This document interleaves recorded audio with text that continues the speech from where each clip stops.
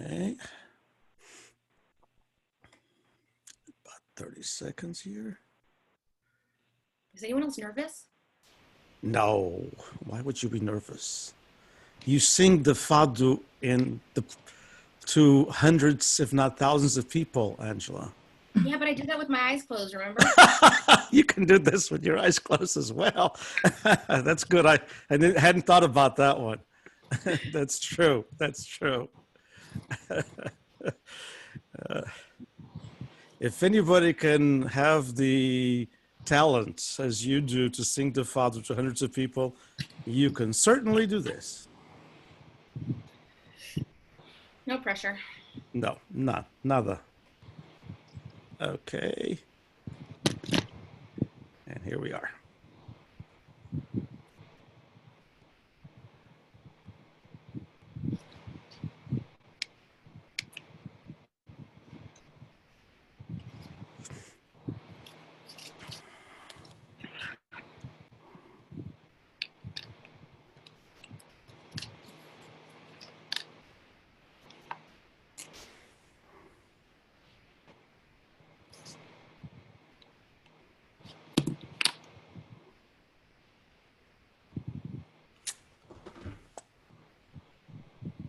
Okay.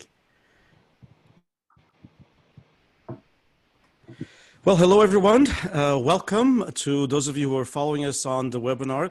Thank you for participating, and for those of you who are following us on a Facebook Live. This is a presentation of the California Portuguese-American Coalition. Just a little bit of a background. The California Portuguese-American Coalition was set up actually a little over 5 years ago.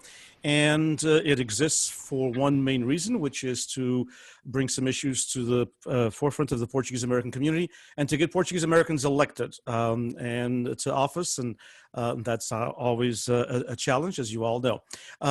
And we put this together, this forum. This is our third and final for until the elections anyway, on racism and discrimination, a California Portuguese-American perspective. This is put forth with the Portuguese Beyond Borders Institute at California State University, Fresno.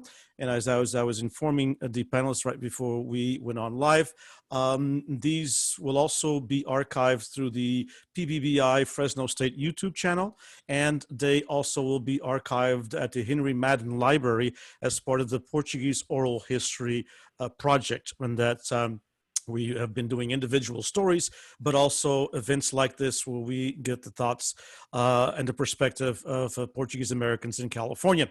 This is our third in this series of racism and discrimination.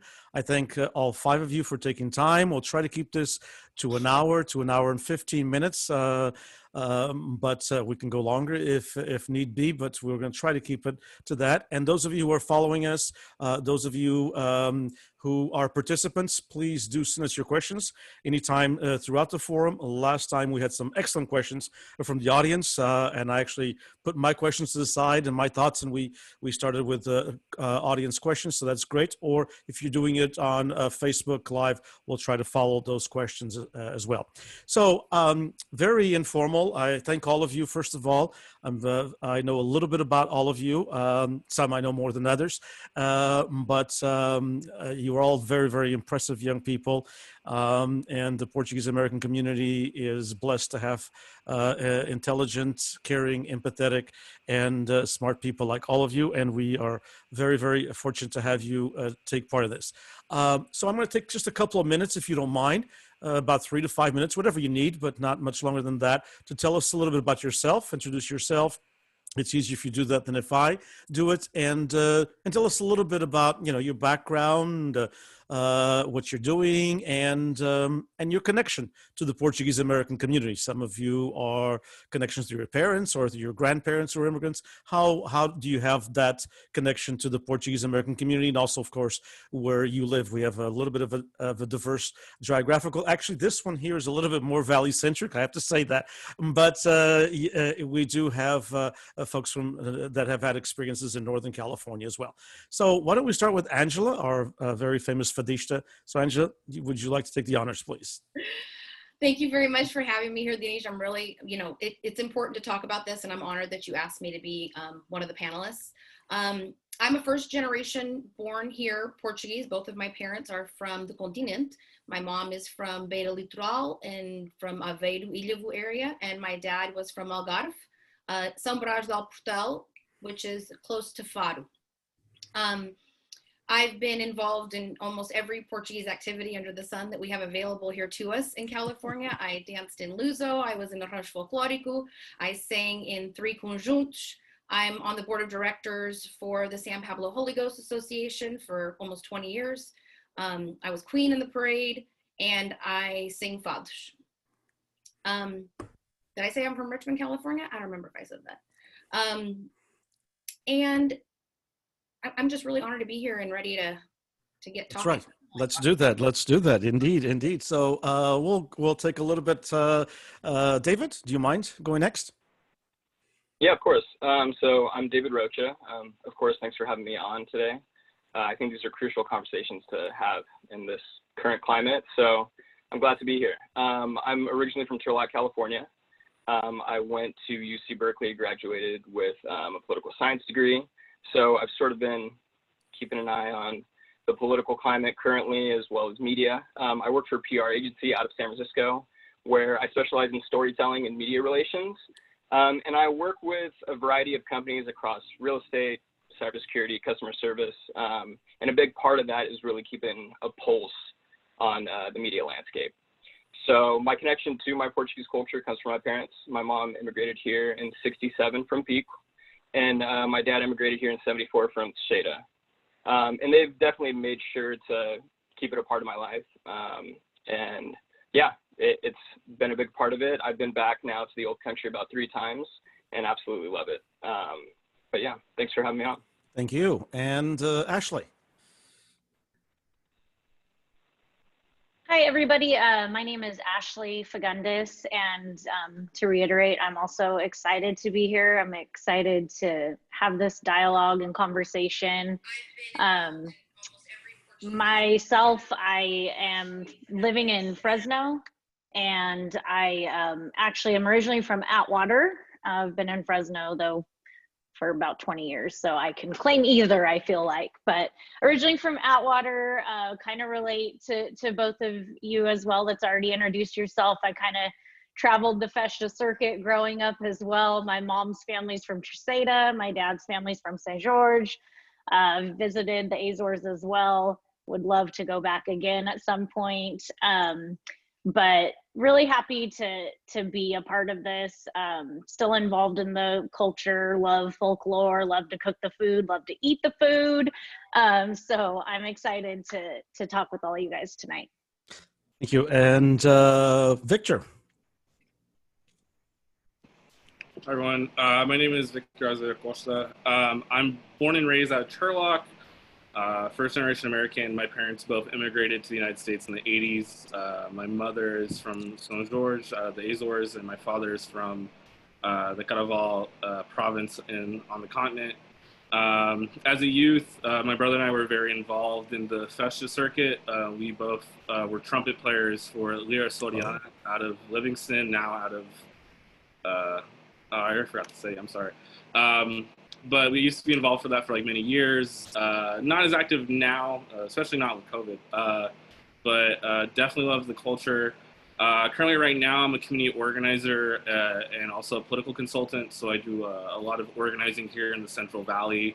Currently right now, I work in Stanislaus County to organize folks to get out the vote and hopefully get some folks elected to office in November.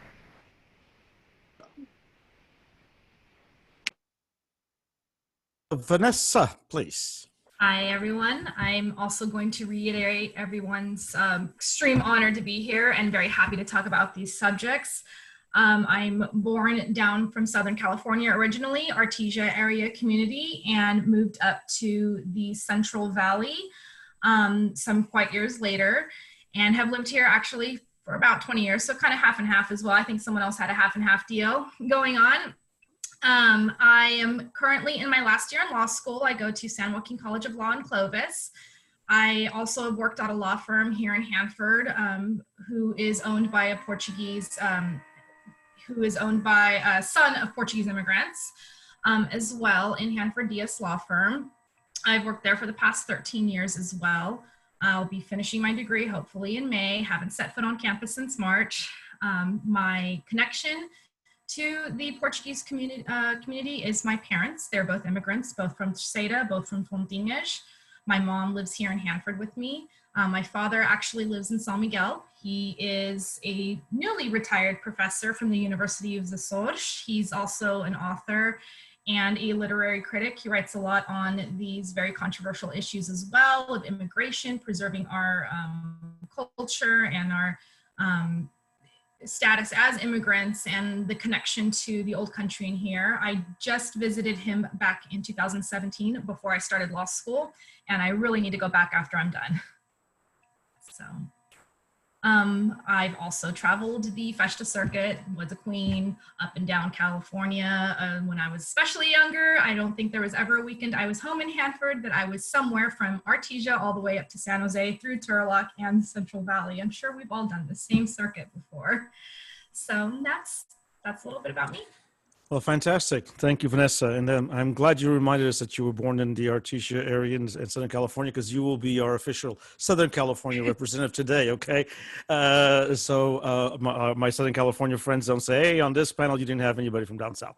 Let's take on some of the questions. Let's tackle some of the issues that we're going to discuss today. As Angela said, let's get to it. So, and my first question is basically one that I've asked every single young person that's been here on the panel, and because everybody sees it a little bit different. So first of all, do you see racism in our community? So I know the issue, of course, of racism is in everyone's mind, as some of the issues are happening throughout the country, but within our own community. And all of you have done the Festa circuit and everything else, and so you've been around the community. And within our community, you see racism. How do you see it being manifested? So we can take that aspect as well. And how do you feel, and have you yourself felt any kind of racism or discrimination within the community in any personal or organizational setting?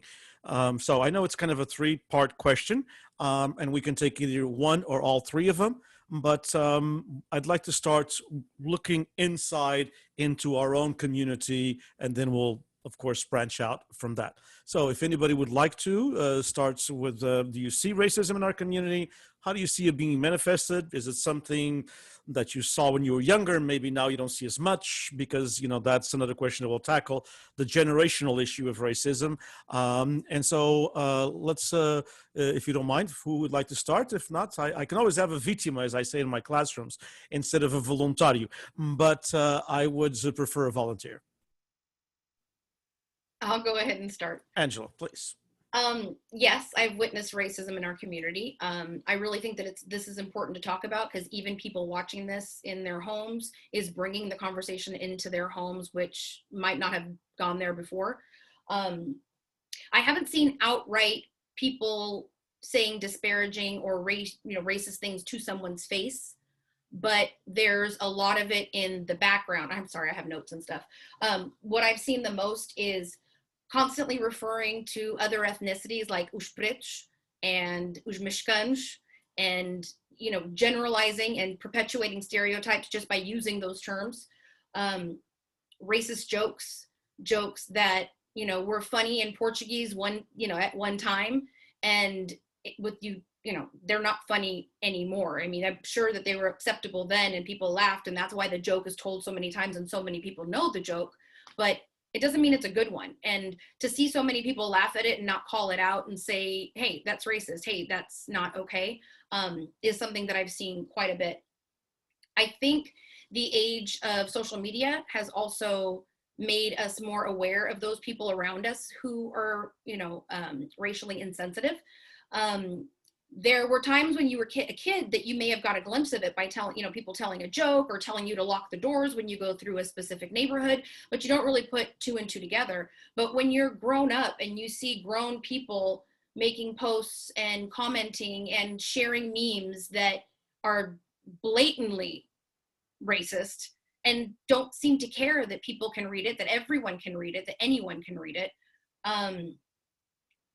I also think that not inviting or collaborating other ethnic groups and ethnicities to work with us for our festas or for any festivals that we have is really keeping us in the little Portuguese block that we like to be in, that we stay in. We marry Portuguese people. But we have festas with Portuguese people. We know other Portuguese people. We create organizations just so we can hang out with other Portuguese people, and don't really invite other people to play with us, if that's, you know, the right way. And lately you've been seeing a lot of the vilification of the Black Lives Matter movement, perpetuated by these negative thoughts and things that they've thought since the old world. Or I've always thought that when people first came here, maybe they were told stories, or they were told what to be afraid of, what to look out for by somebody who had already been here, and those things just stuck with them. It's disheartening to see so many people that you know have these racially insensitive thoughts, comments, and, you know, but I do think that the younger generation and generations who are willing to speak about it out loud without the fear of, oh my God, what will people think, are like us, are going to be the people who really make a difference and get people to hear things that they didn't want to talk about, they didn't want to hear about. I mean, nobody wants to admit they're a racist. Nobody wants to admit, oh my God, I've had racist thoughts. But our discussions and the things that we bring into their home, and the ability to speak about it freely without any like fear of repercussion in this forum, really makes and opens doors for people to be able to also create those conversations in their lives. Fantastic. Thank you, Angela. And a bit of housekeeping for those of you who are participants. You can always type in any questions at any time, and I'll be monitoring those, and we'll pass it on to the panel. Okay. Thank you, Angela. I appreciate that. Anyone else would like to go next? The same question, how do you see it? I'd like to get everybody's opinion, even if we repeat thoughts, you know, that's only natural. But I'd like to get everybody's opinion on, you know, how you see racism. Is it an issue in the Portuguese-American community? Have you seen being manifested, like some of the things that Angela mentioned, or others? And if you yourself have felt any discomforts at any of these situations. I'll comment. Vanessa? Okay. Yes, I've seen all of the kind of non-racism that Angela was referring to, you know, the Usprech, or, you know, I'm not racist, but kind of, for instance, statements a lot. And I've actually just heard some pretty outright racist statements from members of our community. One very, very notable point was during the Obama presidency, during a State of the Union address. I was watching it amongst several people at an event. I'm not sure quite where. It was a larger family function, so there's quite a few people, non-family and family as well, full of Portuguese people. And someone walked in with the president speaking and made a comment that the monkey was on TV. And completely appalled, I did say something to that person in not so many nice words. And I think that they think that kind of comments is funny, and that kind of behavior is funny. And it's, quite frankly, it's not. And when especially I have also another person I know in our community who is in an interracial marriage and has outright heard comments to that effect as well, where, you know, perhaps maybe if you cut your son's hair, he'll look more white. When in fact, the actual curly hair isn't coming from the African-American side, but our Portuguese side, because she has quite curly hair herself. So there are those sorts of things to that matter that I think are very prevalent in our community. And like I said, there's that non-racist statements, and then there's those racist statements. And I've heard them very much so, and it's been both generational, and it's been both with our younger community as well. These comments, those two particular comments I just referred to, were people among our age.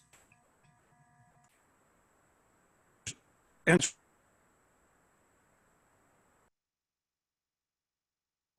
here we go. Okay, so it's interesting because we want to discuss that intergenerational issue as well.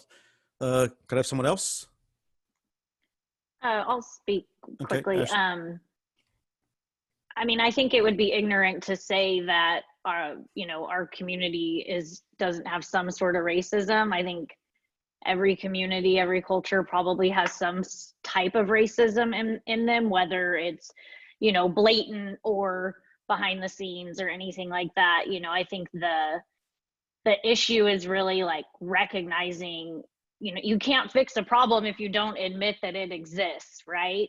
And I think it was Angela that said, you know, this right here is something that is not something our community would normally do, at least in my upbringing. It was very like, we had our Portuguese festa, it was ran by Portuguese people, our Portuguese folklore group, you had to be Portuguese, right? Like, so having these conversations, I think is a really good start, but I think it would be ignorant for any community to say that they don't have racism. I feel like racism's everywhere, regardless of culture, country, geography, anything. So I think having these conversations, though, is something that, you know, is important and is at least kind of starting to bring awareness to maybe a culture that didn't think they had it, you know. So it's very interesting, but I would definitely say, you know, I can reiterate a lot of their stories, a lot of those side comments. I think it's probably definitely something everybody here has heard.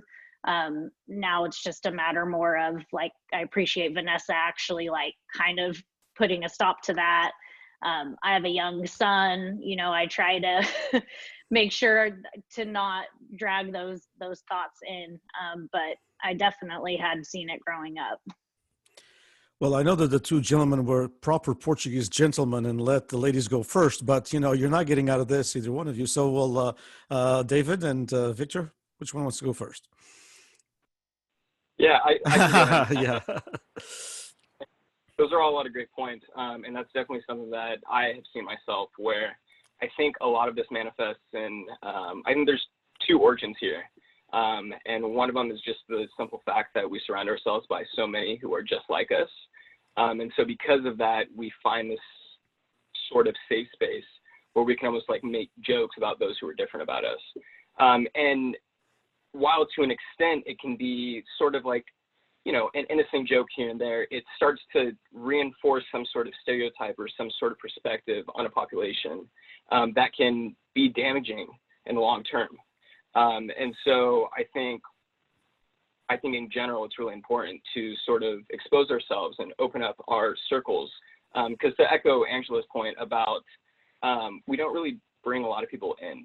And so especially growing up in Turlock and everything, a majority of the population is white.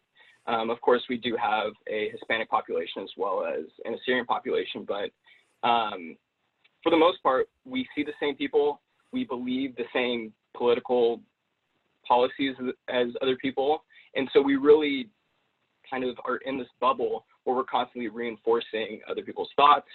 We're telling the same jokes. And I mean, it's damaging to those who are different than us.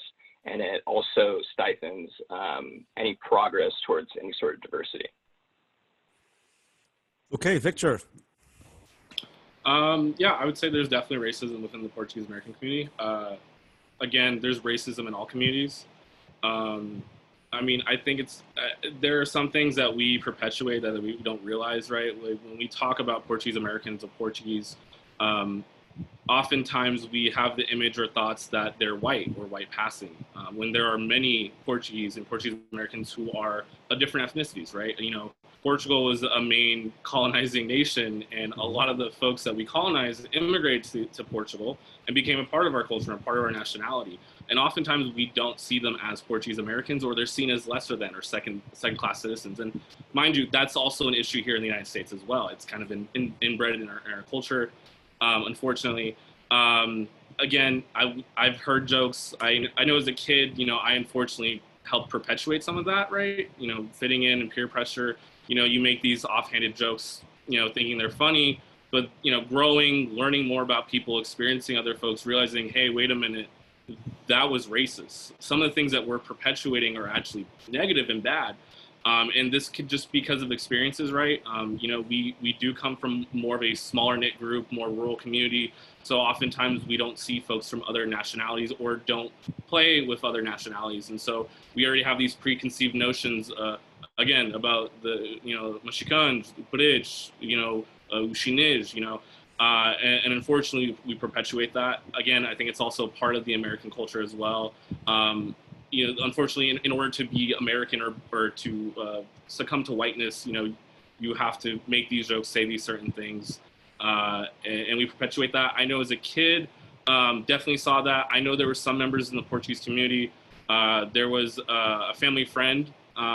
She's African Portuguese, and she dealt with racism within her own family. You know, her family didn't accept her and her marrying their son, and would make offhanded comments about, you know, being a monkey or being black. And that's also something we see in our culture where, again, colorism, right? It's more like better or more likely for you to give positive reinforcement for people who are white passing or lighter, and making offhanded comments to someone who may have a darker complexion.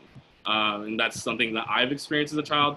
In regards to myself, I didn't really deal with racism, right? I know with Portuguese people, there's jokes like pork and cheese, or, you know, all you are all dairy farmers, whatever. You know, it's jokes. It's not really, it's maybe discrimination, but not really racism. If anything, I got more comments about being Mexican American or being Mexican or Latino. And so I saw that racism. And I even saw, you know, people in the Portuguese community, you know, make offhanded comments about Latinos as well. So I definitely think that we have that issue. I think it's also an issue in other communities as well. And I think that just happens because of ignorance. You know, we don't, you know, go out and learn more from other folks, be a part of other cultures, be more accepting of others, and learning more about, you know, our traditions and what we're doing, and seeing if there's any, you know, problems there that no one's really addressed. And mind you, that's only racism. I mean, we can talk about sexism and homophobia and all the other issues that actually are in the Portuguese community, as well as other communities as well. Indeed, and thank you, Victor. And we have a couple of questions from folks in the audience along the lines that Victor just touched and Angela touched as well, as far as the other communities, and, you know, how we, and all of you, I think, touched it one way or another, how we can get more involvement from other communities. And I'll post those questions, or I'll pose them to you in a little bit. But I wanted to take that aspect that some of you mentioned and all of you touched on one way or another, which was the racism that you saw. And Ashley said, kudos to Vanessa for putting a stop to it. Do you see in the community, at least within the younger generation, not my generation, not the 60s people, you know, although we need to stop everyone, including the 60s people, but those of you in your generation, do you see a little bit more of an effort in younger people to actually put a stop on some of these jokes that they never should have been said?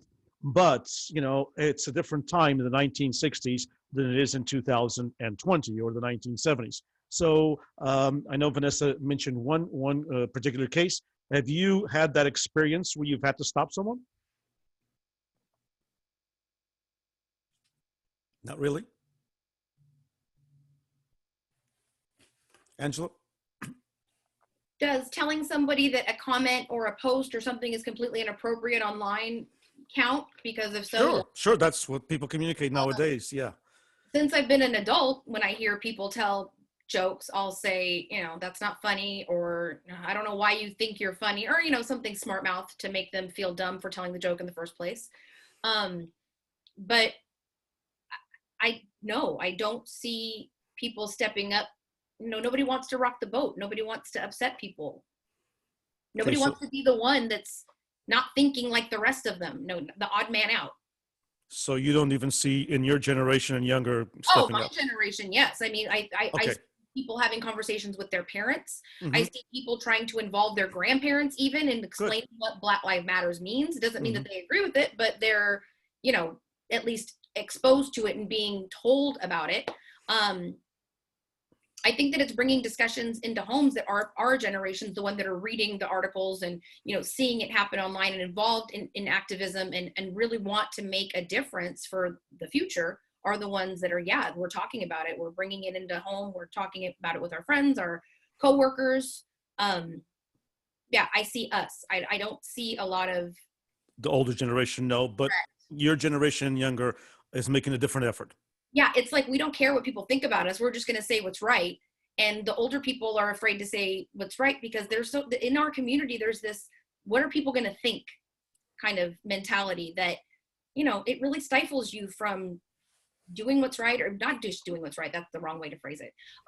It stifles you from being yourself, because you kind of have to fall in line with what everybody else is thinking. And to Victor's point, yeah, you know, you want to fit in, you want to, you know, peer pressure. And if everybody else around you feels that way, and if everybody else around you is telling those jokes, you're going to be ostracized, and you're going to be the weird one when you say, hey man, that's not funny, even though you're thinking it on the inside.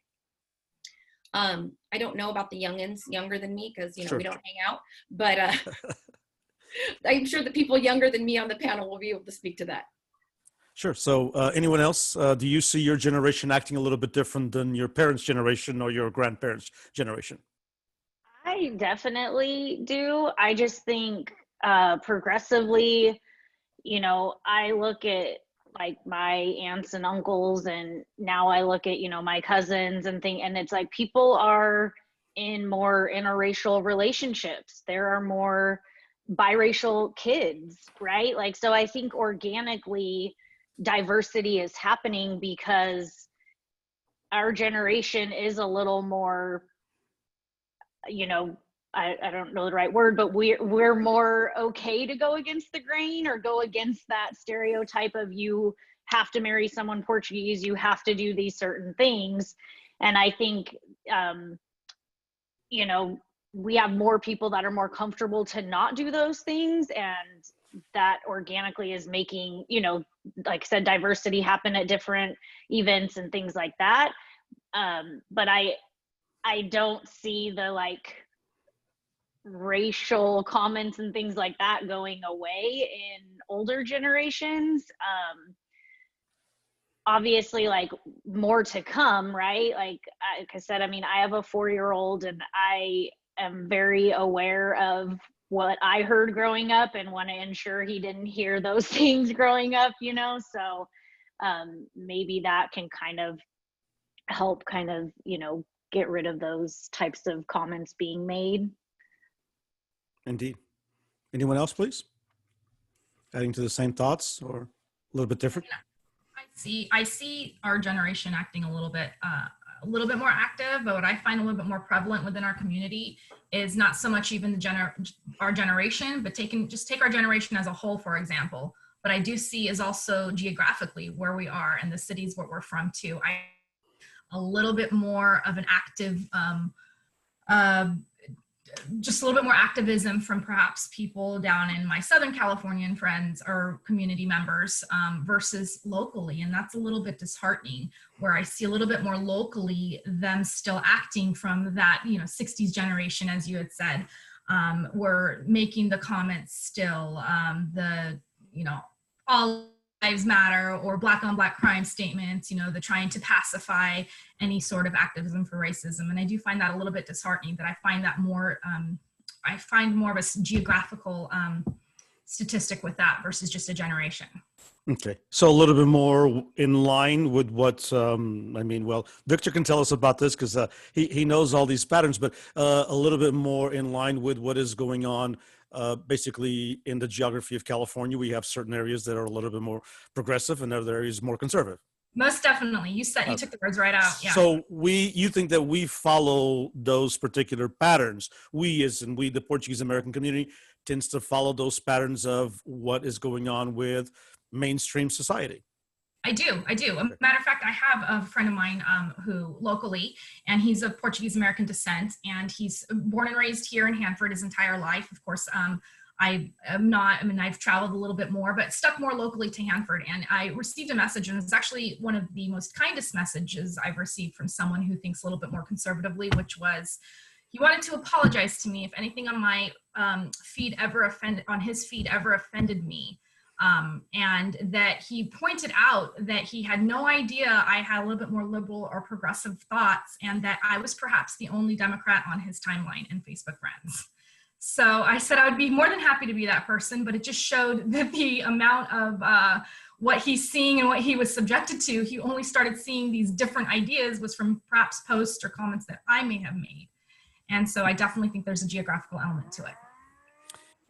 Two gentlemen, any thoughts to add to that? Yeah, I would say in regards to generations, I definitely think the younger generation is probably a little bit more liberal or progressive, however you want to word it, in regards to being more inclusive. And I think that has a lot to do with the difference, right? So older generations, you know, they didn't have the internet.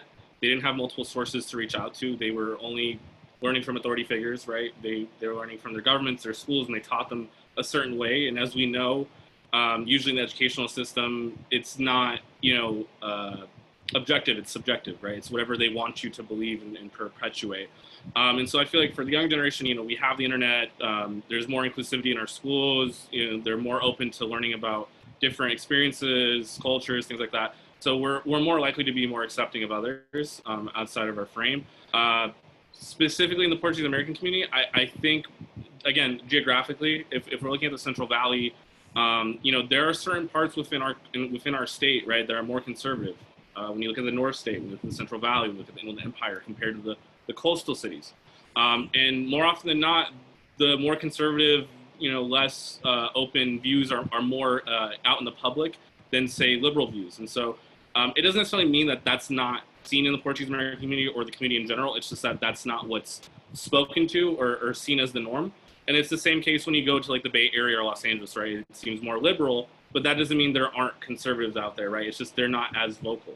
And I think that's the same case here, except I think the difference here in the Central Valley is that we actually have a lot more people who are liberal or more leaning in that direction politically, but they just don't feel comfortable speaking out because that's just not a thing that we do. It's not normal, and there's a cause for concern. I mean, when we're looking at the Black Lives Matter movement, specifically here in the Central Valley, I don't know if y'all have seen in Oakdale, there was a militia that came in protest against the Black Lives Matter movement. There was a militia that went to Lodi. There was a white pride rally that happened in Modesto that was trying to perpetuate white Christian family households against people of color, against people in the LGBT community, things like that, right?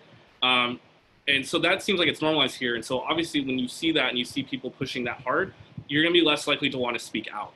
And I think for us, right, especially those who want more acceptance, more inclusivity, we have to speak up and have that conversation with folks, even if it's uncomfortable. I mean, in my work in politics, that's literally all I do every day. And I even have to have uncomfortable conversations with people who are on my political spectrum, right? Because they may not agree with things that I'm perpetual or pushing for or advocating for. And so, you know, I think it's there. I think the thing is, it's just not as normalized. And, you know, those of us who feel comfortable, who are able to put in that labor to have these tough conversations, to be vocal and to help build that confidence for other people to also be vocal, I think that would go a long way of helping out our community to deal with racism, to deal with other issues like sexism and homophobia and just exclusivity within our community. Yeah. Excellent points. Yeah. Thank you, Victor. David? Yeah, I was going to point out that I think that sort of hits the hammer on the head in terms of I think the younger generation does have a lot more exposure.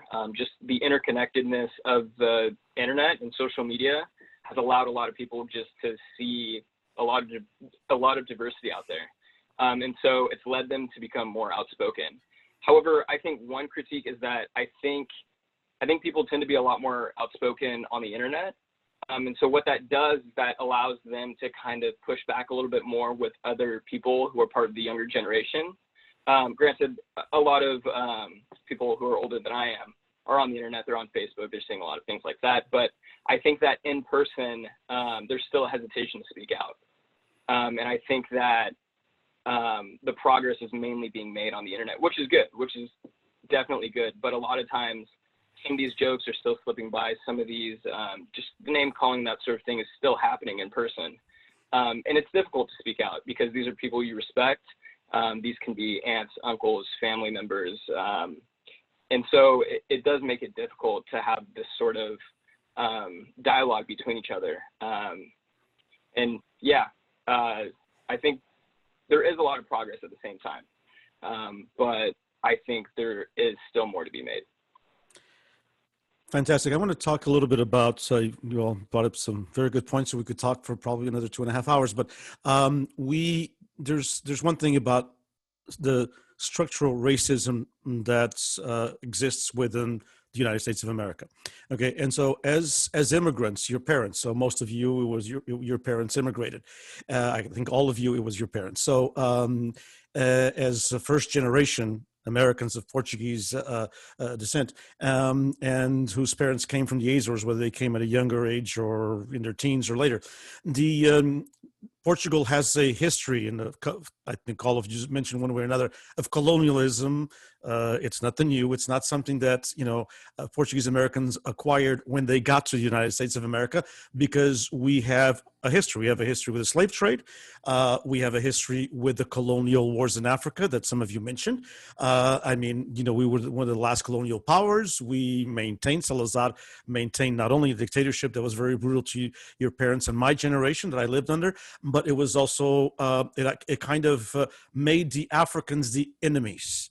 So, we were sent, my generation and older was sent to Africa to fight the enemies, the terrorists, they call them in their own country, that wanted freedom, that wanted independence. And so my question to you is, how much of what you see in the Portuguese American community, obviously, the older generation has this past, okay, especially if they were born and raised, whether they came over at 10 or 20, they have this past. But some of the ones who were born here or already, your generation, all born here, how much of this racism that you see within the community was brought over by the older generation, by your parents, or in some cases, people who are with us, listening to us and watching us, their grandparents, because their parents were already born here, and because of the situation with Portugal, because of the history of Portugal, and how much of it is part of the structural racism that we live here in the United States of America. And let me just make this point, because when you come over, you want to succeed. That's just with any immigrant group, whether you're Portuguese, Mexican, African-American, whatever, excuse me, you want to succeed. And so what are you going to do, especially if you're Portuguese and you're identify as European? Obviously, you're part of the European continent. So identify, as some of you mentioned, as white. And, we can have a whole discussion on that. But the power, what is happening in America, whether you came in the 60s, 70s, or 15 or 20 years ago, or even 5 years ago, there's this structural racism, and there's also, of course, as an immigrant, you want to assimilate with the people who are in power. And so, white Europeans are in power. And so how do you feel that has contributed to what's the kind of racism that you mentioned that you've heard and felt within the Portuguese community? How much was it brought over, and how much was it from what we live in our society? Any thoughts on that? And maybe that's like 3 or 4 different questions, but any general thoughts on that? I was just going to say, I think this sort of speaks volumes, because it's really difficult for me to answer that question. I can't quite tell whether or not it came from the old country or if it was something that was a learned behavior here. Because one of the things that I've learned is that when people got here, they sort of gave up, to a certain degree, they gave up their culture and their heritage, whether that meant becoming an American citizen and giving up your Portuguese citizenship, or learning how to speak English, being forced how to speak English. There was a big push towards assimilation. And so myself, and the way that I've observed the community, it's difficult to say where exactly that came from. But I think one of the problems is that the concept of assimilation was so strong at that time, that there's almost a sense of everybody should do the same exact thing. And so my point here is that assimilation isn't necessarily the right thing, and it's not necessarily what Portuguese people needed to do when they came here. However, it is what they did. Now, what's happening now is that Portuguese people are looking at other minorities and people of color, and they're saying, you have to do the same thing as us. You need to be able to learn English. You need to adopt these American values and these American traditions, which are inherently white, and they're inherently European. And so I think that has then been projected onto newer immigrants and people who still stay very strong to their traditions and so on and so forth. And that's one of the things that remains prevalent in our community, and it's something that's extremely divisive. Any other thoughts on that? Actually, I can touch on that. I think the assimilation was really important, what you had said, because I often hear my mom, for instance, sometimes look at comments on, she's scrolling through her social media with her generation, and she says the comment very often, it's almost as if they forgot where we came from. When she sees these comments, it's like as if they forgot that they were once immigrants, that there was once a struggle, that there was once some sort of discriminations, because she herself has felt that, speaking a newly immigrant back in the 80s when people were still on pay phones, and she's speaking in Portuguese to her mother, and she's been said some people have yelled at her for not speaking English, for get out of here, you immigrant. So when she hears and when she sees these things, and we've talked about this at length, that a lot of her generation in her social media feed of fellow Portuguese immigrants, most of them, say these comments, she feels it's as if they forgot where they came from. They've assimilated too much that they've even forgotten it, their values, what they were brought here with. Okay, any other comments on those two thoughts that I put forth? And Angela? Just a little. I think. Yeah, please. I think that a lot of the people that immigrated here, they experienced what they experienced during their lifetimes, but we have to remember that a lot of them weren't educated to the point where they understood Portugal's history and the slave trade and how prominent our role was around the world, and how many slaves were traded on Portuguese vessels. So they know what they experienced, and then they come here, and I think it's reinforced by, they get here, they talk to other Portuguese people who are already here, who remember the same things that they do, and then they see like Black people out, and they're like, oh my God, os pretos, and automatically they think, that's the enemy, because, how many people went to Angola and didn't come back, or, how many people were sent by tropa and didn't want to go, and they have all of these negative connotations with it, and then when they get here, they see them, and those don't go away. Then they're around other Portuguese people who reinforce those negative connotations and remember those things. And while I do think assimilation is part of it, I think that they don't let go of those thoughts and those preconceived notions that they already had. And if anything, they pass them on to their children, because their children are exposed to those same fears. They drive through the neighborhood, they lock the doors, or, you can't go live over there because that neighborhood's not good. And maybe unknowingly, they do pass it on to generations after them. Indeed. Other thoughts, please. Victor, were you coming on here? Yeah. Yeah. I can't speak on behalf of the systemic or institutional racism in Portugal, right? But I would imagine some of that was brought over to the United States. But I think systemic and institutional racism is prevalent in all nations. And even more so here in the United States. And I think that kind of helps perpetuate those negative stereotypes of people of color, specifically Black people. That's the whole reason why we have the Black Lives Matter movement, right? They're trying to point out the issues that have been holding them down all this time that people haven't really been dealing with. Like specifically with issues, right? Like when we talk about immigration, right? When we talk about a lot of Portuguese people who came over and they, we came over here the right way. Why can't the rest of these folks from other nations do this? And specifically Central and South America, people from Africa. But do you also need to realize that that system is not equitable, right? When we look at immigration, a lot of Portuguese folks have come here undocumented, right? Mm-hmm. They came in here undocumented, yet, they don't ever call it the hypocrisy, yet when it's someone from Central America or someone from Africa, oh, they're illegal aliens, they shouldn't be here, how about you wait your turn? But then when you look at the immigration system here in the United States, it's a lot quicker and a lot easier for people from Europe or other parts of the world to get in here compared to other nations. Like when you look at China and you look at Mexico, because they have a larger population of folks trying to immigrate, and they're only given a certain allotment of folks to immigrate legally, compared to Portugal, where there's less folks trying to immigrate. It's much easier for you to go through the process and get that done in a much quicker time than other folks. When you talk about issues within our country in regards to the school to prison pipeline, right, and over-policing and police brutality, there's a reason why those neighborhoods aren't the best kept, right? It's because they've been underserved and underutilized and haven't been provided the resources, right? When you look at these governments, they don't provide funding across the board. They only focus on certain areas, and usually those areas that provide higher tax rates. And then they over-police those areas that are underserved who have less tax rates. So that's why when you look at cities like Turlock, right, the west side of Turlock, when you look at the south side of Merced, when you look at the west side of Modesto, the south side of Stockton, those are the bad parts of town. But then again, I don't see people investing in those communities. And those are oftentimes the communities that have Black and brown folks who live there. And oftentimes they're over-policed. You see more police often in that neighborhood, constantly patrolling than you do see on the north side or other parts of town. When you look at the school to prison pipeline, more often than not, Black and brown students are getting in trouble, getting suspensions, getting expelled, sent to juvenile hall. And when that happens, you're more likely to actually go into the carceral system or the prison system.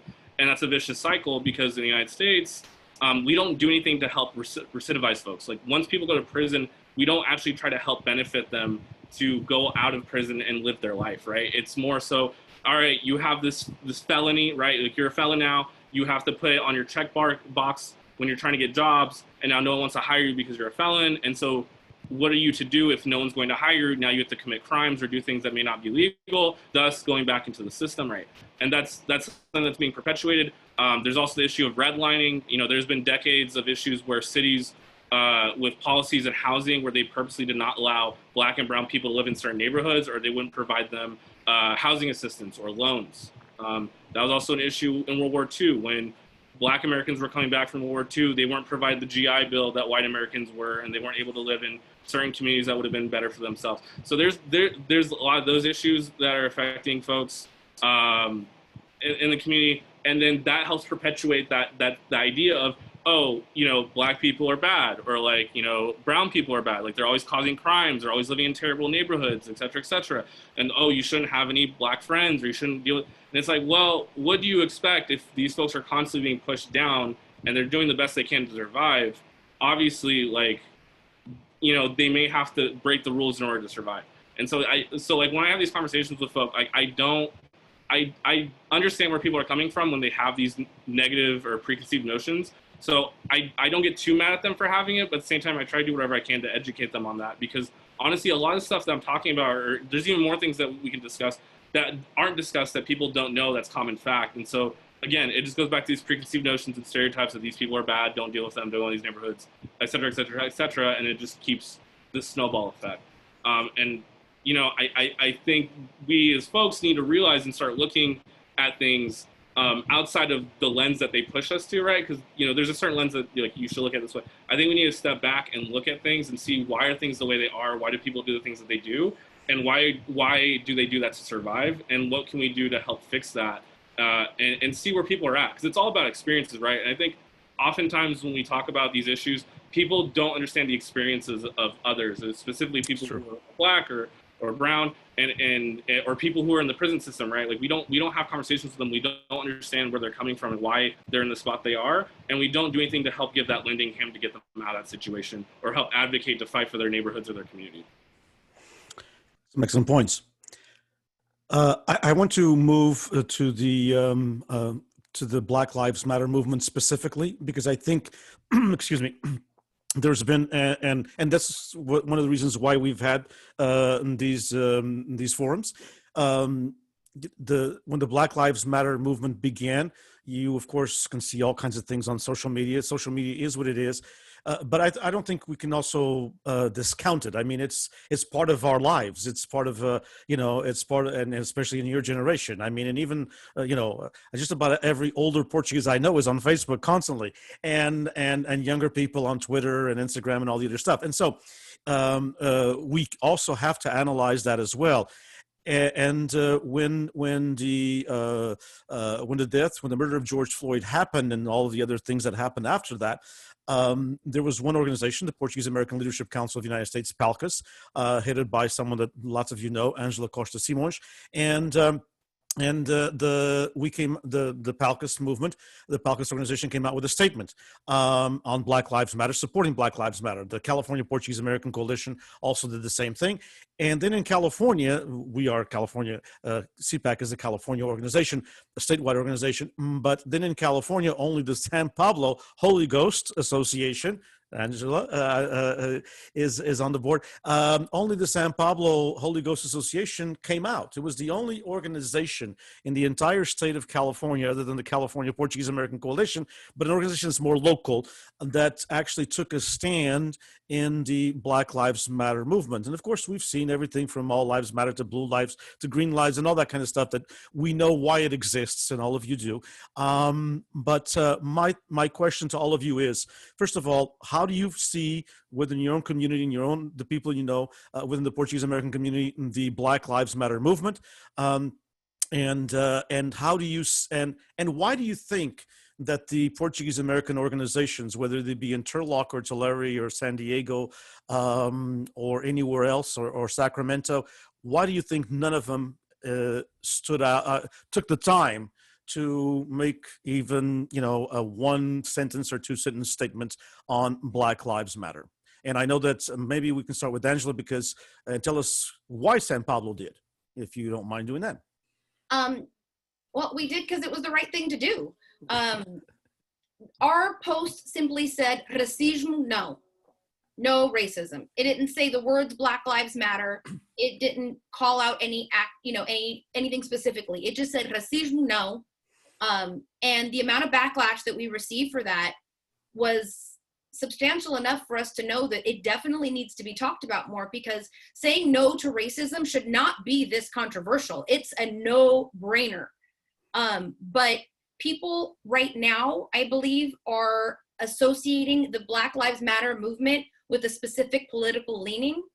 And I think that makes them not want to support the movement, because it might make the people that they're around feel that they're not as conservative, or they're not as, they're not like them. Mm-hmm.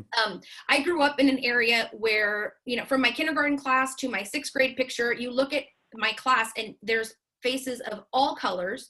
My neighbors have been all colors. I live on a street now with all colors and all races. And I've never had, I've been exposed to it. I've sat down and I've had conversations with people of other races. I've sat down, I've had, in-depth conversations, some of my closest friends, but I know a lot of people who haven't had the opportunity to sit down with somebody of another race and actually have a discussion with them and talk to them one-on-one as an individual. As an organization, we felt like it was appropriate to say something, because we have had Black queens, we've had Black, I call them man-ish, because we have male escorts instead of side maids. We've had Mexican queens, we've had mixed race flag carriers. We have Black members of the San Pablo Holy Ghost Association, and to not speak up for our own members when the organization itself in its bylaws says that it was put out to expand community outreach, to be a part of the community and embrace people in the community, felt like a no-brainer for us. It was unanimous. None of our board members, old to young, fought back. None of them had any objection to it. Everybody thought it was a good decision and the right thing to do.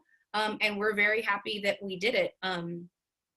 We didn't think that we'd be the only ones, to be honest. Okay. We thought that other organizations would follow suit. We thought that somebody else might get the courage to say something because we said something. And it was kind of disappointing to see that didn't come to fruition. We were, besides the Portuguese Coalition and PALCUS, which, spread a message wider than we can, we were the only ones. Indeed, yeah, it was the only organization at a local level in California. Any other thoughts? Why do you think that this has such a backlash? Angela mentioned, it's Black Lives Matter just has a connotation with one political part of the total sphere in politics. And so, but why do you think it has such a backlash from the Portuguese American community? You see it on social media. It's very, it's present there in many different ways, and the lack of Portuguese American organizations. I might add to it. Do you think maybe it's something that comes back to what our first thought, which was, it's not our issue. I mean, it's not something that involves us. So that might be just as simple as that. But the simple fact, as Angela put it, is that no other organization made any statements. So I'd like to hear from all of you. What do you think? Why this backlash from our community towards the Black Lives Matter movement specifically, and of course, not taking a stand? I think, David, you had clicked yes. Yeah, so I think first of all, there's a lot to unpack here, but and first of all, I also want to say that I think that this is a very accurate title of this discussion, which is a Portuguese-American perspective, because I am definitely white and I've had the privilege of living a life where I haven't been burdened because of the color of my skin. And so I think that this is a Portuguese issue at the same time, because there are people who are Portuguese who look very different than I do, and who have different burdens than I do and have to lead a life that is more difficult than it is for me. And so with that said, I think there's a misunderstanding with the Black Lives Movement, and that, as Angela said, it's a no-brainer. Everybody should be a part of the Black Lives Movement, because the Black Lives Movement doesn't mean that we need to pull other races down. The Black Lives Matter movement means that we need to lift Black people up. And I think that's something that gets misconstrued in media. And I think that media at this moment is sort of vilifying the Black Lives Matter movement by focusing on the destruction that has been the result of a few radical people who are a part of the movement. And so, not that the Black Lives Matter organization is a political party, but it does have a certain characteristic of a political party, where on one end you have radicals and on another end you have moderates. And there's some people who are destroying things and raising violence and destruction. And there are also people who want to make meaningful progress to help bring this population up. And so a lot of what I've seen happening is, where I live currently, there's a lot of conservative media here in Turlock. And a lot of the conservative media is showing a lot of the destruction and the violence that is occurring, which casts a dark light on the movement itself. And what it's doing is it's making the movement seem as though it's solely about destruction. It's solely about bringing down white people, and how there's sort of, you're either on the All Lives Matter movement team or you're on the Black Lives Matter team. But the fact of the matter is that you can't truly believe that all lives matter unless you're helping this Black population back up. So I think that's crucial to explore and discuss with other people. And I think it's an important conversation that needs to be had, because at the moment, there's a lot of just poking holes in each other. And while you can argue that, for instance, liberal media is showing a lot more of the peaceful protests and they're not really focusing so much on the destruction, you can also argue the same thing for conservative media, where they're not showing any of the peaceful protests, and rather they're simply focusing on the violence. So, I mean, I've been doing the best that I can to bring up these conversations and just try to have a bit of discourse between people and kind of understand where they're coming from, and try to also explore my point and my perspective. Especially working in media, I've been doing the best that I can to look at all sorts of outlets. I've been looking at conservative media, I've been looking at liberal media, I've been looking at, for instance, the president's press conferences and trying to get his perspective directly from him. And so in doing so, I think it's important to hear out those who have a different perspective from you, whether or not you agree with them, just to hear them out. Because at the end of the day, I think that that exposure will lead to a really significant amount of progress. Because if you can understand where one portion of the population is coming from, you can really get to some sort of middle ground where everybody can come together and be a part of this movement. Other thoughts? Ashley? So, quickly, sorry, Vanessa, I didn't mean to cut you off. Okay. So I was just kind of thinking about what David and Angela have both already said. And, you know, I think the original question is like, why didn't any of these other Portuguese organizations, you know, come to the front of this as well, or at least say something about it? And I kind of think it might be like maybe a little bit of ignorance, like everybody's saying, like, it's, you know, BLM is being tied to a particular political party. But if you really dug in there, you would see it's not about that. And nobody wants to admit that they're racist or that they have any racism in them. So they don't want to draw any light to that. And I think the key thing, which both of you touched on too, is just, if people would just talk to people, don't be afraid to ask questions. I'm an advisor at Fresno State. I talk to people all the time. I talk to people who have been in prison that, you know, don't know what they're going to do when they graduate. I talk to every color, every gender, everything thing. And, I think it's important. People just want to be heard. They want to just know that someone's willing to listen to them. And even just sometimes that helps people, with their confidence, or just with getting other people on board. I'm like David, I'm very blessed.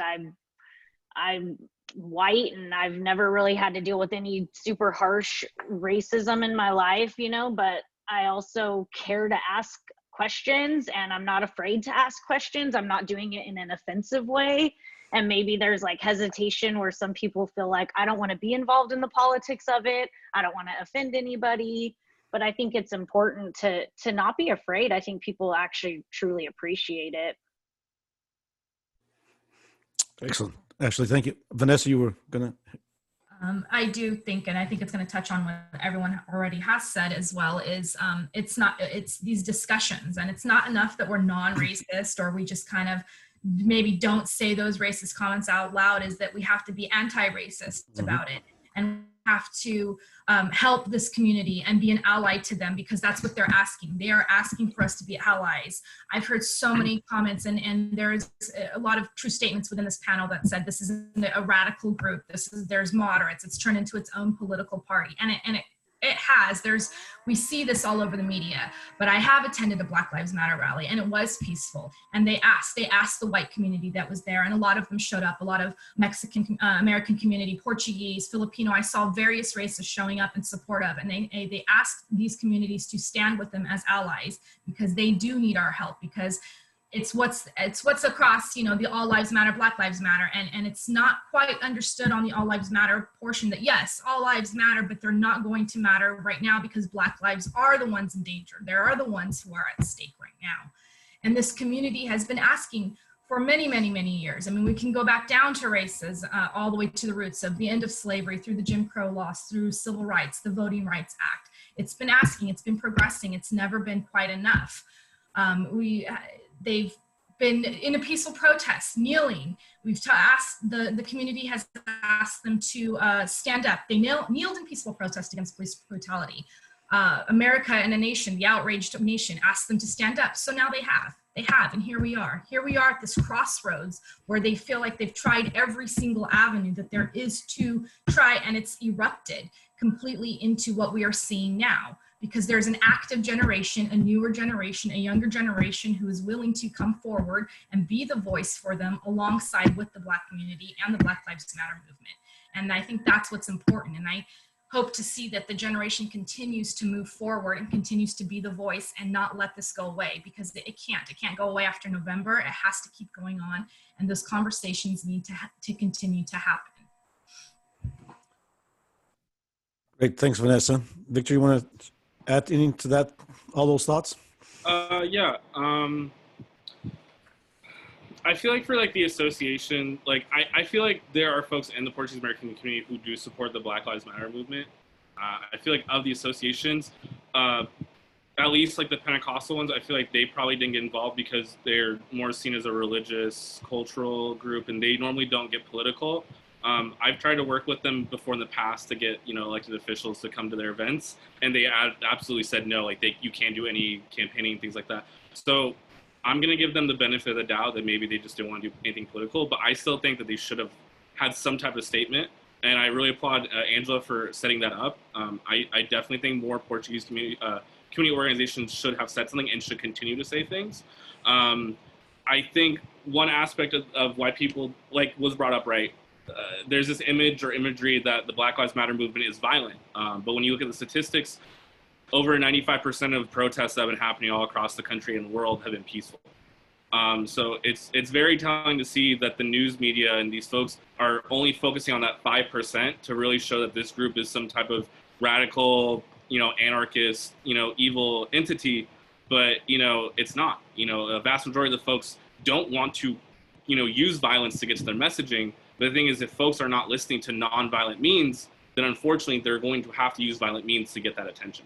And that's been something that's been shown in multiple movements. When we talk about the civil rights movement, we talk about the students' rights movement, women's rights movement, they've all had non-violent and violent aspects of those movements in order to get to those changes that they want. I think another issue is the whole counter, Blue Lives Matter movement, right? I feel like we all know folks who are police officers, right? They might be our family members or friends or colleagues. And so it's kind of hard in this situation because the imagery is that you're either for Black lives or you're against the police. And yes, some people have that mentality, but ultimately you don't have to. You can't support Black Lives Matter and then also ask for the police to be accountable, right? I do think, and this is why I think everyone should care about this movement, is that yes, there is racism in the police, but there's also militarization in the police, right? I think they use too much force. When we're comparing our police force to other nations, we have a drastically higher, mortality rate or just excessive use of force.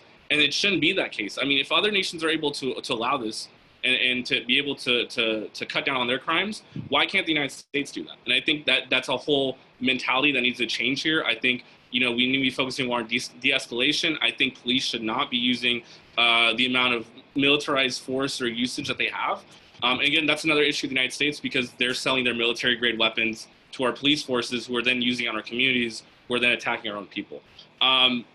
So, I mean, so I think that's part of it is just, people don't want to be against the police. I understand public safety is an importance, but at the same time, the police, should be changing their methodology. They shouldn't be using excessive force. They should be trying to work with the community and serve us instead of doing whatever they feel like. And then when they commit a crime or commit something that is heinous, not having that accountability. Because there have been so many police officers that have murdered countless Americans and nothing has come of it. I mean, when we're talking about, how this whole movement started, it was Ahmaud Arbery who was murdered while jogging. When we're talking about Breonna Taylor, who was murdered in her own house, George Floyd, who was choked out. Since George Floyd, there's already been 2 Black Americans who have been murdered that aren't getting the attention that they deserve. I mean, there's the situation in Kenosha with Jacob Blake, where that blew up, but that's because of the backlash of someone murdering protesters after that event happening. And then also with Daniel Prude out in Rochester, New York, who was putting a hood over his face and then choked out in the middle of the street. And folks are outraged by that because honestly, in all of those situations, none of that use of force was necessary and nothing's happening of it. None of these officers are being prosecuted for it. Hardly any of them have lost their jobs. And even when they do, there's no accountability because they'll just go get a job somewhere else at another police force, right? So like bad officers are allowed to commit their crimes and get away with it and then move on. And so a lot of folks don't appreciate that. It's like there's no accountability. If it was any other job, you'd be fired. There would be a record for it. There'd be a blemish. We should do something about it. In regards to the local community in the Central Valley, I actually helped organize a Black Lives Matter candlelight vigil in the city of Turlock with the Black Lives Matter Turlock chapter. We had over 500 people show up. I remember going into the event, there were countless folks on social media talking about how we were going to destroy downtown Turlock, that we were thugs, that we were going to commit crimes, all this nasty negative comments. And then going to the event and seeing that many people show up there, and there were quite a few Portuguese-American or Portuguese folks in our community who actually showed up that I was not expecting. And so it just shows to me, organizing this event and seeing other Black Lives Matter protests happening in our community, that there are folks in the Portuguese-American community who support Black Lives Matter, who want to see some type of change. But it's just, we have to figure out how do we get there? How do we have these conversations with folks to get them on the same page? How do we make it so it's not so black and white, right? Because that's honestly what it is. It's either you're left or right. You're cops or you're black people. And that's not the case. Like you can support both, but find a solution towards the same goal. And actually have conversations of how do we protect our community and make it safer? And how do we bring more people along the way? And also when we talk about Black Lives Matter, I think some folks brought it up, right? It's we as Portuguese don't see it as our problem, right? That's not an issue for us. But ultimately, nothing is going to change unless we all have a conversation and listen to those folks who are having those negative experiences and doing something to change that, right? Because that's the only way anything's ever gotten done is you have a collective group of everyone from the community actually push for a change, not just solely rely on one underserved community to do that, right? Like we all need to step up and do our part. Indeed. Excellent points, Victor. And I want to move to what will be our last part because I promised you about an hour and 15 minutes and we're getting close to that. We'll go over it if you don't mind. But I have, we under the question and answers, and I is a very prominent member of our community. I don't have his authorization to say his name, but he says that Angela mentioned that our Portuguese organizations may actually contribute to keeping us from interacting with other ethnic groups. and inviting and welcoming them to participate in our own activities, in our festas, and our various events. And I think it's a very good point that it's made. So do any of you have any suggestions on how organizations might reach out to be more inclusive of other ethnic members of our diverse communities, other ethnic groups, other races, because, and Victor touched upon that as well, and the rest of you as well, in one way or another. And that is, so, okay, we know this issue, we've talked about the issue now.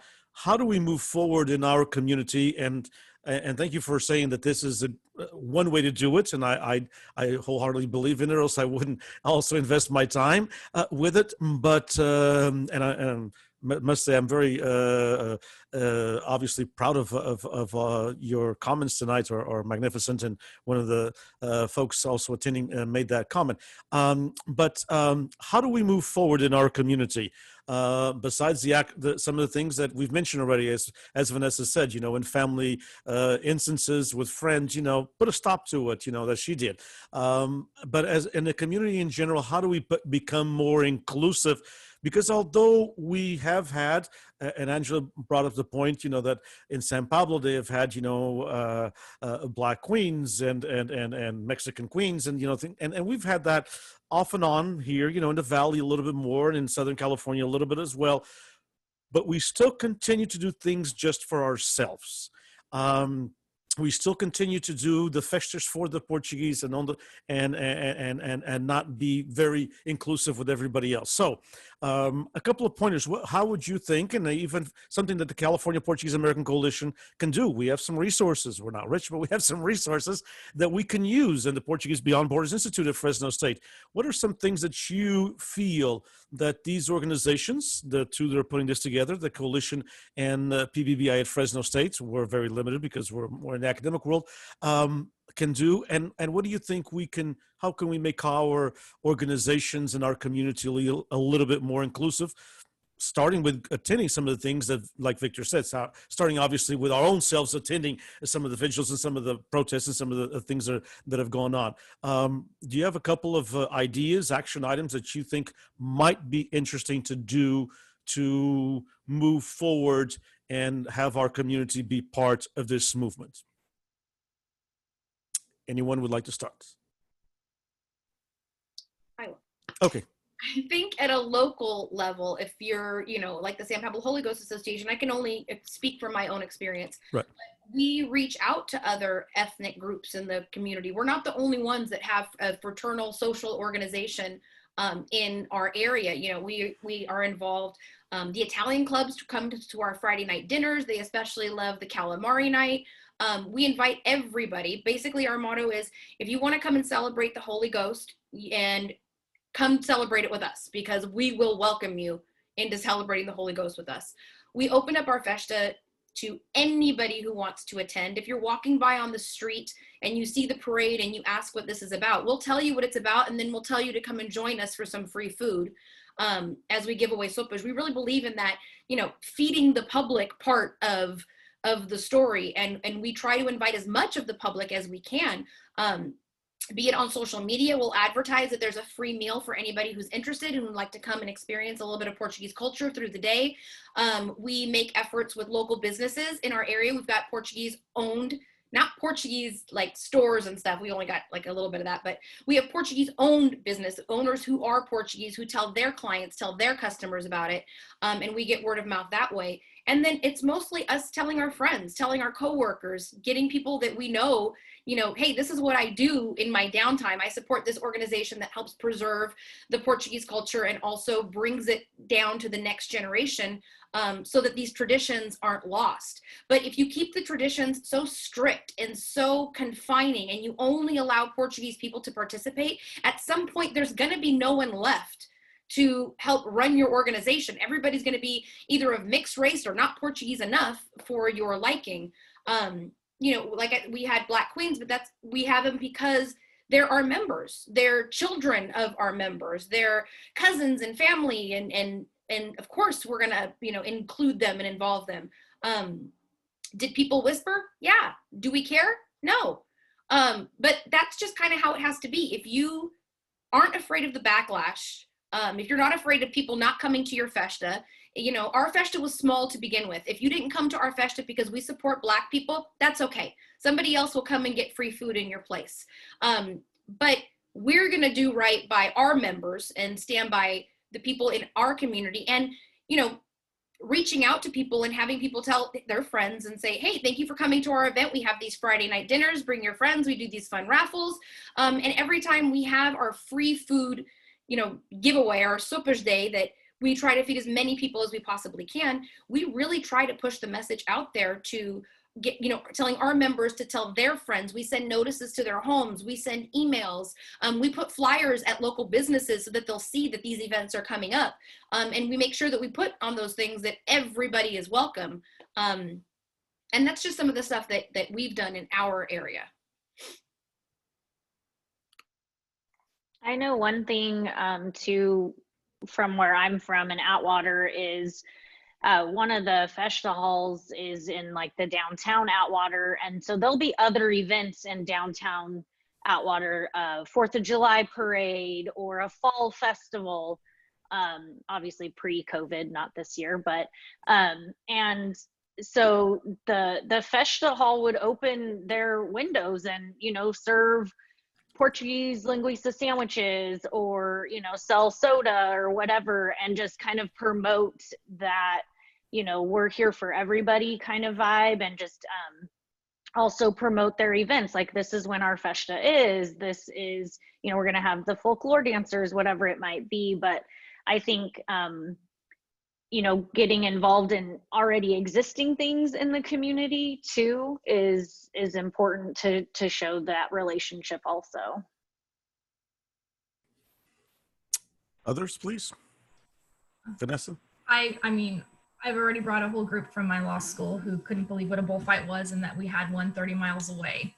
And they thought it was the greatest thing that they'd ever seen. So I think a good start is, Angela, your level is definitely a great level, but for us who maybe aren't as on the boards or whatnot, is just bringing people outside our community to them, explaining to them, like you said, the free food, the events, asking them to join.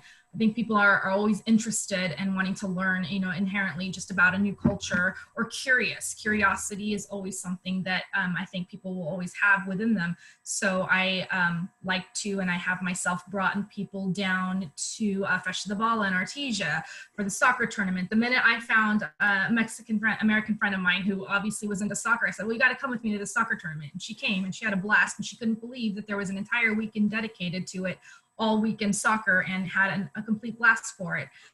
The bullfights, everything. I think it's just about talking about it. I talk a lot about it. I'm proud of the culture. I post a lot about it when I'm at a festa, and I think by that I reach a lot of people who I will get asked often about it. And I think that's a good start for someone who maybe can't go on a higher level. Okay, others? David? I was going to say, I think this is a great question. And I think it's a dilemma that we do have, because one of the things with traditions and cultures, that what makes them so strong and what makes them so special is that we together are so similar, and we together have this thing that we can celebrate. But with that said, I do think that it's important to sort of let people in. And I think one thing that really connects us to just a variety of different cultures is our religion. That a lot of Portuguese people are Catholic, and so they go to churches where so many different people go to that same exact church. And so I don't think there's a single solution to this question. I don't think there's one thing that we can do that's automatically going to connect us with every single other culture. But I think one area that we could make some sort of meaningful progress would be to do some sort of joint celebrations, and to celebrate and kind of open our arms to different people who celebrate the same thing as we do, and that being our Catholic religion. And so for anybody who's afraid that this is going to dilute the Portuguese culture and that sort of thing, it doesn't have to be for necessarily every single celebration. We don't need to completely change the way that we do things. But I think that it's something that is important, and somewhere that we can make some sort of progress by joining together to celebrate Jesus. And so I think that's a good place to start. Okay, David. Victor? So think there's like a couple things we could do. I mean, so it was brought up, right, about having some type of culmination of different ethnicity groups and having festivals. So I mean, like, it would be nice, since we already have festas and there are other ethnic groups that have their own cultural events, just having like a melting pot festival every once in a while, so that we can bring in other groups who still celebrate their history and culture from where they're coming from, and just have it all together as one big, you know, fair or what have you, so that not only are people able to learn more about the Portuguese culture, but they're able to learn about other cultures, and hopefully that can lead to some type of coalition where all these groups can work together, maybe have a partnership where they can have joint events, opening up our halls to other groups so that they can utilize it. Same thing for our churches. I know in Turlock, I think it's Our Lady of Assumption. First, it was an all Portuguese church, and then they slowly started allowing Spanish mass. I think, you know, doing that might get more folks to join. I think, you know, for folks who may not be religious, I think we could really rely on showcasing arts, or the Portuguese art, as well as having seminars about Portuguese history and learning more about our own culture. So I feel like even for a younger generation, I know some Portuguese things. I just don't know a lot. And I feel like there's a lot out there that I'd love to learn, but there's no one out there creating seminars or forums to allow that opportunity for me to learn. And I think if we can provide that, make it accessible to everyone, and then broadcast that, I think other folks will want to learn more about the Portuguese culture as well, you know, for Syrians and folks in the Indian community and folks from the Latinx community or Latino community. I think doing those things may help us out. I think having conversations with other ethnic groups. Again, if we're learning about our culture, we should probably learn about other people's culture too. So making a culmination of events. And if we're going to talk about like racism and dealing with that and what we can do as a community, obviously having conversations with our family members and friends and having serious discussions, even if it's going to piss them off and you're going to get in fights, do it. I mean, that's what I've been doing with my parents. Like, I've had so many fights with them about the Black Lives Matter movement, and it's helped because and even with my brother too, and my friends and different folks, it's seeing the change of not understanding and not clearly getting it to now being like, I understand where they're coming from. And I may not necessarily support them 100%, but I support some of the things that they're doing and what they're upset about and what we can do to change that. As well as convos and helping out groups that are trying to do things to help deal with those racial issues. So, you know, supporting our NAACP chapters, right? Either financially or attending their meetings, learning from about them, what they're doing. The ACLU, maybe having conversations or reaching out to your local Black Lives Matter groups and seeing what they're doing and what they're talking about to see what you can do locally at home. You know, MECHA or other Latinx groups, you know, just reaching out to other groups to see what they're doing to help, you know, showcase their culture, their ethnicity, and making changes in their community, and just learning from them. And honestly, just figuring out what their experiences are, so that you can see their side of it and then what you can do about it. And there is, I wanted to come to an end and thank you all, but there is one question that came through us on Facebook and I'd like to ask, and I think David touched a little bit on this when he talked about, you know, I don't know what other people of a different color of skin, you know, I haven't experienced those dealings, you know, that other people have. But the question is, and the viewer asked me to ask everyone, so I'm going to ask, and maybe everyone can give their information in a concise version of it. What is your feeling on white privilege? Is there white privilege, and have the Portuguese benefited from it? David touched upon this a little bit already, but you know, I want to ask the question as it's asked on Facebook by this person. What are your feelings on white privilege? Is there such a thing as white privilege? And again, have the Portuguese American community benefited from white privilege? David, you were going to ask, and then I think Angela also. Go ahead. I was going to say, I think the term white privilege carries a certain connotation where it means that white people are white people are special or something along those lines, which isn't necessarily the case. We talk about privilege the way that we have a privilege to live life. We have a privilege to have two loving parents. We have a privilege to have this and that. Everybody should have privileges. And it's not so much that having white privilege, so to speak, is bad. It's simply that there are other populations who don't have the same privileges as us. And so it's our duty and it's on us to extend those to them. And so I think it's crucial to really communicate that with people who really approach white privilege as something that is negative and white privilege as something that, because whenever you tell, for instance, a white person that they have white privilege, or I mean, sometimes you tell somebody who's white, they have white privilege, they approach it by saying, no, like I've lived a difficult life. For instance, I'm an immigrant. I've had to deal with all of these burdens and trials and so on and so forth. But the point is that they've been able to be successful through their obstacles and so on and so forth because they've had the privilege of not facing the burdens that other populations face simply because of the color of their skin. And so I think it's important to communicate that and have that discourse and really get to the true meaning of white privilege and what that means, because it's not necessarily that, like, it's not so much that you're simply lucky. It's the fact that there are other people who don't enjoy the same privileges that they should enjoy. Indeed. Okay. Anyone else, please, on that thought? Is there white privilege? Do you feel? I'd like to get a little bit, even if it's just 2 words from each one of you. Do you feel there's white privilege? Do you feel that Portuguese Americans have benefited from white privilege? Obviously, if you don't feel there's such a thing, then it won't. The second part of the question won't matter. Angela? I feel that there is other. It's not white privilege. It's just not colored privilege. And the word privilege is misunderstood, I think, by many, because it just means the things that we are afforded every day that we don't even think about because we are not of those ethnicities and races that do have to think about those things every single day. I know that my mom doesn't worry about, my brother getting shot by the police, but a Black mother may worry about her son being shot by the police. I think that because we all look white and we can easily identify with white and people consider us white, that we've just been treated as white people. We don't have those fears when we go out in public, or we don't have the worry that somebody's talking about us behind our backs right next to us, or that they hate us because of the color of our skin.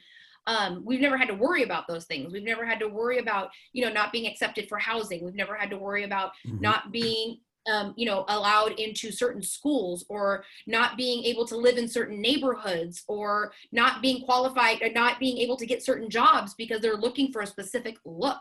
And we've never had to deal with somebody telling us, no, you can't do that because you're, and a lot of people have. And I think that people are misinterpreting the word privilege as, oh, you're saying that white people are entitled and that we have everything. And no, what we're saying is that we are afforded these privileges, I can't even think of another word, that just show that we don't have the day-to-day struggles that those other people that don't have those privileges go through every day. We don't even think about those things because they're not in our sphere. We don't have to worry about them. We've never had to. And these people have lived their entire lives without those privileges. And I think that just the word privilege is being misinterpreted by quite a few.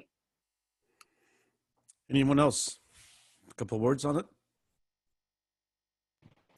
Yeah, I mean, I reiterate what they both said. Yeah, I believe white privilege is a thing. I mean, how can you not? I mean, when we talk about, everyone has a bias, right? But ultimately, within our culture, there's definitely colorism and there's definitely racism. And obviously for white people, again, everyone's struggling, right? We're all running a marathon. It's just some of us have more obstacles than others. And that's something that you can clearly see when we look at media, right? When we're looking at representation in media, more often than not, it's a lot of white people, or if there are people of color or women, they're not complete characters, right? They're just kind of there to be in the background. And you don't see a lot of, now you are seeing that with media where they're starting to show, more people of color, more meaningful roles for women, for people in the LGBT community, but that wasn't always the case. When we're looking at, even in government, right? More often than not, most of the people in government are old white men. Right?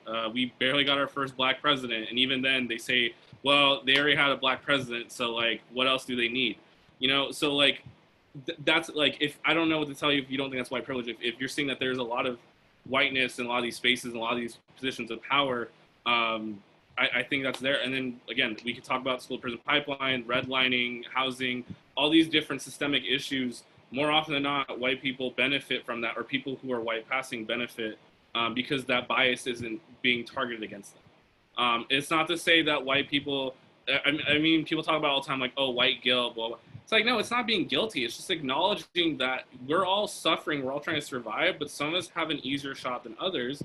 And I think if you don't want to feel guilty or be upset that people are bringing it up, then we need to provide an equal playing field, right? and I don't think you can really argue that there's an equal playing field when we're looking at all these things. Like, I don't know, like, and there's also, like, right now in California, we have Prop 16, which is the Opportunity for All initiative, where they're trying to repeal Prop 209 so that they can get rid of gender and racial discrimination in state hiring, state contracting, and state education. Because when you look at the statistics, more often than not, they are not hiring in regards to, like, our actual demographics. They're not hiring to what our people look like here in California in regards to jobs, in regards to contracts being given out, and in regards to people going to the CSU and UC system here in California. So yeah, it exists. Sucks to suck. I don't know. If you don't like it, let's change something about it and make sure everyone has a shot, an equal shot.